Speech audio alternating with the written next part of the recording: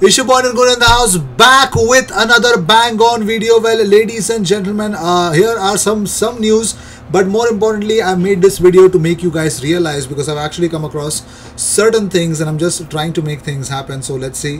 What we've got today is the training images for Arsenal versus Chelsea. Arsenal players, of course, are getting ready, and of course some small news, some talks, and of course a big discussion why Arsenal's actually bid for Houssem Aouar is the right thing to go for. I am actually going to talk about it. So without any further ado, the first news that we have here is Inter Milan and Arsenal have been in discussions for several days over Christian Eriksen, but the shock managerial change in Paris could dramatically change the plans. It will be necessary to understand how far Inter and Arsenal were ahead in negotiations, according to CM.com, that is Calcio Mercato.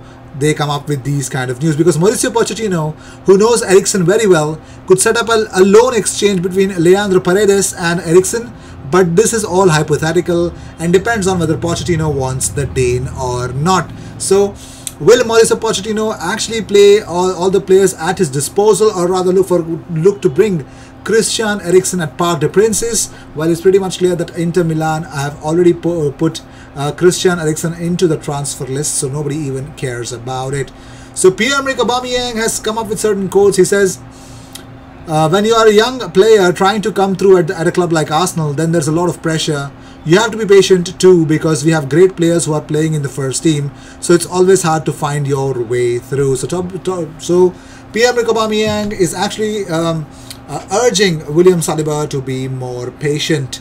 Also, Frank Lampard has also spoken about Arsenal. There's a game coming up, of course, so tomorrow itself. But before that, Arsenal outcast Mesut Ozil has reportedly held secret talks with Fenerbahce. Yes, the German is said to have had a covert meeting in London about a move which would see his wages drop by 200k a week. Yes, the playmaker has been linked with a move to another club, but it looks like his deal to Fenerbahce would not take place until next summer, and it looks like he will drop to a weekly wage of 150k pounds a week if he moves to Super League side. So if he goes to Fenerbahce, he's going to earn only 150k a week.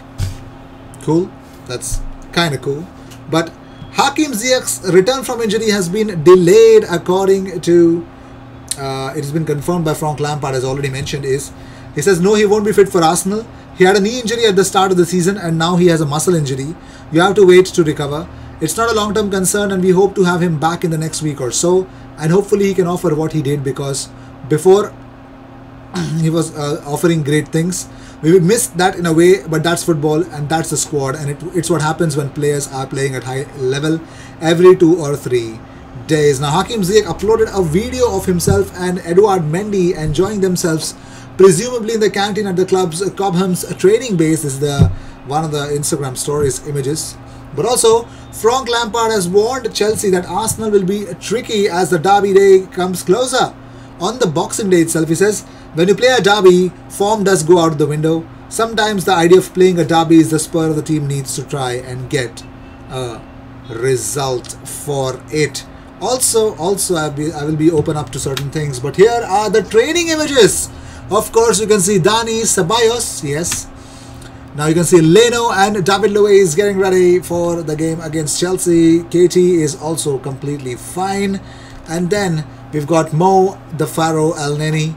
And then there is Kieran Tierney and Callum Chambers. Well, I would want these two guys actually representing Arsenal's defense once. You know, it'll be good. And Shkodran Mustafi alongside Seo Kolasinac. Of course, the other one is Mesut Ozil. I'm pretty much confident of it. But here's the man of the hour, Gabriel Martinelli, Alex Lacazette. If I can see properly, that's Pablo Mari as well in the image. It's Ainsley Maitland-Niles. Oh, Willian Borges. Followed by Callum Chambers and Joe the Blow Willock.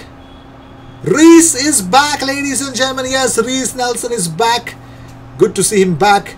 And so is Rob Holding. Hector Bellerin, the yellow card master, the throw-in specialist. And then there's Eddie the Bull Nketiah. And then there's Granit Xhaka, the guy who's going to join WWE after his footballing career. Of course, Kane needs to know his location after the choke slam on the Burnley player. And then there is Brownhill, I guess it was.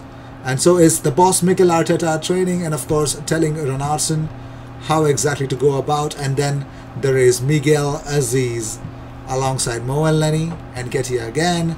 Gabriel Magalhaes, of course, the new trim and the new color looks good on him.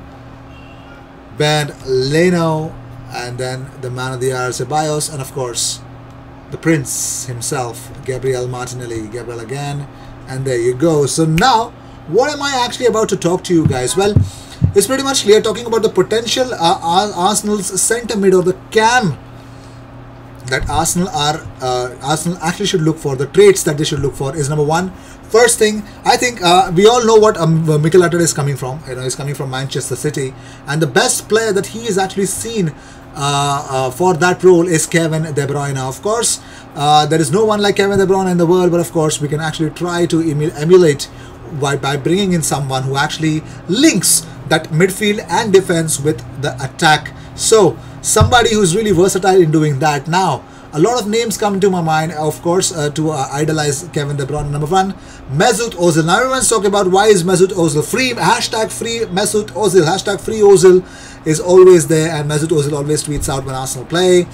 And to make the condition worse for Arsenal, they don't grab any points. They're losing points left, right, and center. So, who is going to be Arsenal's Kevin De Bruyne? Who's going to be Mikel Arteta's Arteta balls De Bruyne? What exactly are we looking at the moment? Of course, we've got Buendia. I think Buendia is more laborious compared to De Bruyne. De Bruyne's positioning would be fine, would be good.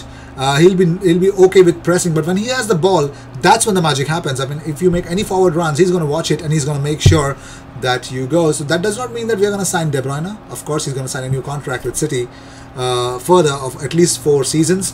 But what about Isco? Can Isco fill that gap? Well, of course, we've seen Isco play in the wings. We have seen him play in a diamond midfield role.